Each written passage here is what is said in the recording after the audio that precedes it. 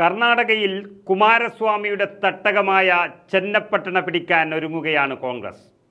മതേതര ചേരി വിട്ട് BJP-ക്കൊപ്പം പോയ JDS-നെ പൂർണ്ണമായും തകർക്കുക എന്ന ലക്ഷ്യത്തോടെയാണ് DK ശിവകുമാർ തന്നെ നേതൃത്വം നൽകുന്നത്. വളരെ അത്ഭുതമെന്ന് പറയാൻ കഴിയുന്ന ഒരു വെല്ലുവിളി തന്നെയാണ് DK ശിവകുമാർ ഏറ്റെടുക്കാൻ പോകുന്നത്. കാലാകാലങ്ങളായി കുമാരസ്വാമി മത്സരിക്കുകയും മുഖ്യമന്ത്രിയാകുകയും ഒക്കെ ചെയ്ത മണ്ഡലമാണ് ചെന്നപ്പട്ടണ എന്ന് പറയുന്നത്. ഇക്കഴിഞ്ഞ ലോക്സഭാ തെരഞ്ഞെടുപ്പിൽ കുമാരസ്വാമി മാണ്ടിയിൽ നിന്നും മത്സരിച്ച് ജയിക്കുകയും കേന്ദ്രമന്ത്രിയാവുകയും ചെയ്തതോടെ ചെന്നപ്പട്ടണ നിയമസഭാ സീറ്റിൽ ഉപതെരഞ്ഞെടുപ്പ് നടക്കാൻ പോവുകയാണ്. ചെന്നപ്പട്ടണ എന്ന് പറയുന്നത് കുമാരസ്വാമിയുടെ തട്ടകമാണ്. നിയമസഭാ തെരഞ്ഞെടുപ്പിൽ BJP-യും JDS-ഉം വെവ്വേറെ മത്സരിച്ചപ്പോൾ തന്നെ BJP സ്ഥാനാർത്ഥി യോഗേശ്വരയെ 15,000-ത്തിലധികം വോട്ടുകൾക്ക് തോൽപ്പിച്ചാണ് കുമാരസ്വാമി അവിടെ MLA ആയത്. കുമാരസ്വാമിക്ക് 96,000-ഓളം വോട്ടുകളും BJP-യുടെ സ്ഥാനാർത്ഥി സിനിമാ നടൻ കൂടിയായിരുന്ന യോഗേശ്വറിന് 81,000-ത്തിലധികം വോട്ടുകളുമാണ് കിട്ടിയത്. എന്നാൽ മൂന്നാം സ്ഥാനത്തായിരുന്ന കോൺഗ്രസിൻ്റെ ഗംഗാധരന് കിട്ടിയത് വെറും 15,000 വോട്ടുകൾ മാത്രമാണ്. ഇന്ന് BJP-യും JDS-ഉം ഒന്നിച്ചു നിന്നാൽ 1,75,000-ത്തിൽ കൂടുതൽ വോട്ടുകളുള്ള ആ മണ്ഡലത്തിൽ വെറും 15,000 വോട്ടുകൾ നേടിയ കോൺഗ്രസിന് വേണ്ടി ഇത്തവണ ഉപതെരഞ്ഞെടുപ്പിൽ മത്സരിക്കാനൊരുങ്ങുന്നത് സാക്ഷാൽ DK ശിവകുമാറാണ്. ഇതിനപ്പുറം ഒരു വെല്ലുവിളി ഏറ്റെടുക്കാൻ വേറെയില്ല. ജയിക്കാനുള്ള സാധ്യത വളരെ കുറവാണെന്നറിഞ്ഞിട്ടും വലിയ വെല്ലുവിളി ഏറ്റെടുക്കുകയാണ് DK ശിവകുമാർ. ഓരോ സീറ്റും പാർട്ടിക്ക് പ്രധാനപ്പെട്ടതാണെന്നും കോൺഗ്രസിന് സീറ്റ് വർദ്ധിപ്പിക്കാൻ കഴിയുമെങ്കിൽ ആ അവസരം കളയില്ല എന്നുമാണ് കർണാടക ഉപമുഖ്യമന്ത്രിയും KPCC അധ്യക്ഷനുമായ DK ശിവകുമാർ പറയുന്നത്. ഉപതെരഞ്ഞെടുപ്പിൽ ചെന്നപ്പട്ടണയിൽ മത്സരിക്കാനുള്ള സാധ്യതയെക്കുറിച്ച് അദ്ദേഹം ആ പ്രദേശത്തേക്ക് പോയി തന്നെ സൂചന നൽകിക്കഴിഞ്ഞു. ഇന്നലെ രാത്രി 12 മണിക്ക് ശേഷവും ജനങ്ങളോട് സംവദിച്ച അദ്ദേഹം 3 സഭകളും വിളിച്ചുകൂട്ടി. ഞാൻ എപ്പോഴും നിങ്ങളോടൊപ്പം ഉണ്ടാകുമെന്നും എന്നെ അനുഗ്രഹിക്കണമെന്നുമാണ് ശിവകുമാർ അവിടെ ചെന്ന് പറഞ്ഞിരിക്കുന്നത്.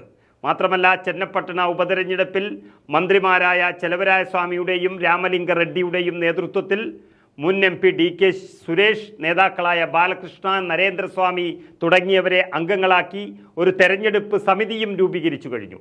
അതായത് ലോക്സഭാ തെരഞ്ഞെടുപ്പിൽ ചെന്നപ്പട്ടണ മണ്ഡലം ഉൾപ്പെടുന്ന ബംഗളൂരു റൂറൽ സീറ്റിൽ ശിവകുമാറിൻ്റെ സഹോദരൻ DK സുരേഷ് വൻ തോൽവി ഏറ്റുവാങ്ങിയിരുന്നു. ആ തോൽവി വഴങ്ങിയതിൻ്റെ പകരം വീട്ടാൻ ചെന്നപ്പട്ടണ തിരിച്ചു പിടിക്കുകയാണ് DK ശിവകുമാറിൻ്റെ ലക്ഷ്യം.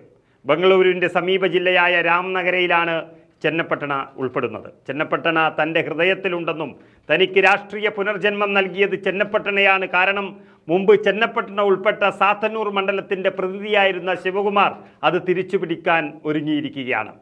HD കുമാരസ്വാമിയുടെ തട്ടകമായ ചെന്നപ്പട്ടണ തിരിച്ചുപിടിച്ച് JDS-ന് ഉചിതമായ മറുപടി നൽകുകയാണ് ശിവകുമാറിൻ്റെ ലക്ഷ്യം. ഈ സീറ്റിൽ ശിവകുമാർ വിജയിച്ചാൽ കനക്പുര സീറ്റ് ഒഴിഞ്ഞ് അവിടെ DK ശിവകുമാറെ മത്സരിപ്പിക്കാനാണ് നീക്കമെന്നും അറിയുന്നു.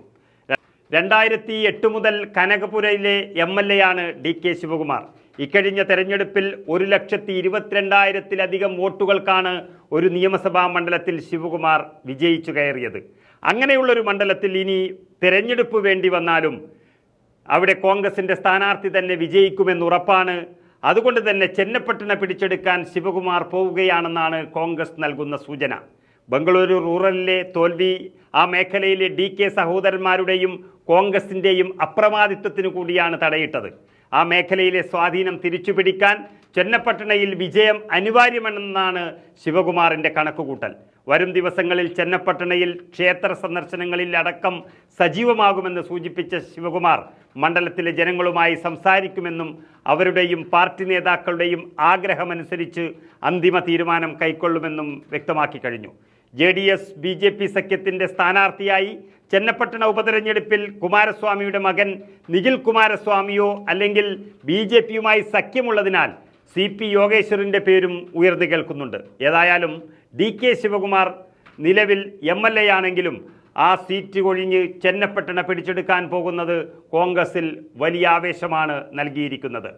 നിയമസഭയിൽ കോൺഗ്രസിന് ഒരു സീറ്റ് വർദ്ധിപ്പിക്കാനും JDS-നെ തകർക്കാനും കഴിയുമെങ്കിൽ ആ അവസരം പാർട്ടിക്ക് വേണ്ടി വിനിയോഗിക്കുമെന്നാണ് DK ശിവകുമാർ ഉറപ്പിച്ചു പറയുന്നത്.